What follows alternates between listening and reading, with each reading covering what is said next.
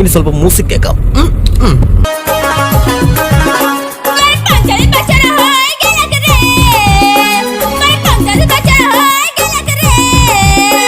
ജോസഫേ, എന്തുകൊണ്ടത് കേട്ടൂടെ പാട്ട്?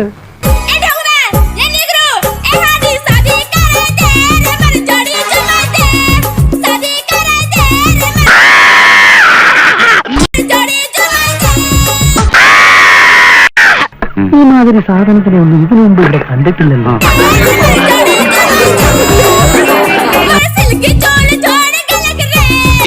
താനൊരു കാര്യം മനസ്സിലാക്കണം, തന്റെ ഈ രൂപത്തിന് ഒരിക്കലും മാച്ചാവാത്ത സാധനങ്ങളാണ് ഇതൊക്കെ. കളിയാക്കല്ലേട്ടാ, കാരണന്മാരെ കളിയാക്കല്ലേ പാമ്പോത്ത്. വയസ്സാങ്കാലത്ത് ഇങ്ങനെയാണെങ്കിൽ ചെറുപ്പകാലത്ത് എന്തായിരുന്നാവോ? ചർച്ചയായിട്ട് എനിക്ക് പുത്തരി നിലങ്ങളെ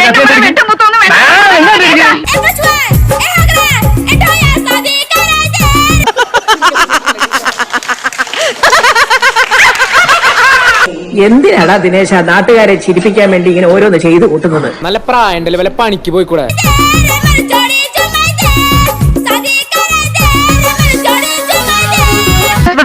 ഇവിടെ വെച്ച് വേണ്ട, റോഡിൽ ഇറങ്ങിയിട്ട് മതി. കേടായി കിടക്കുന്ന കാറുകളൊക്കെ സ്റ്റാർട്ട് ആവും. ഇനി ആരും സൂത്രം കാണിച്ചേട്ടാ.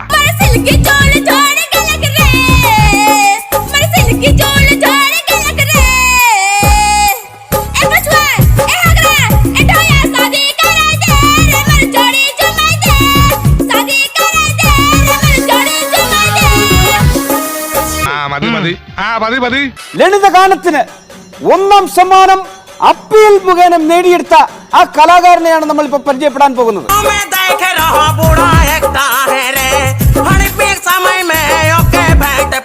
അർത്ഥവും വൃത്തവും ഇല്ലാത്ത ഒരുമാതിരി വൃത്തിയായിട്ട വരികള്. ഇത്രയും കവികളെ തവിക്കടിച്ചു കൊല്ലണം ആ പ്രശസ്ത കവിയത്രി കവിയൂർ പൊന്നമ്മ പറഞ്ഞുള്ളത്. അതിന് ക്യാമറ തിന്നാൻ വരുന്നത്? ഇതിനാണ് ഒരു ഗായകന്റെ പതനം എന്ന് പറയുന്നത് അല്ലേട്ടാ? இது பேரு கவிதை. ஏன் இதுல என்ன குறைச்சல்?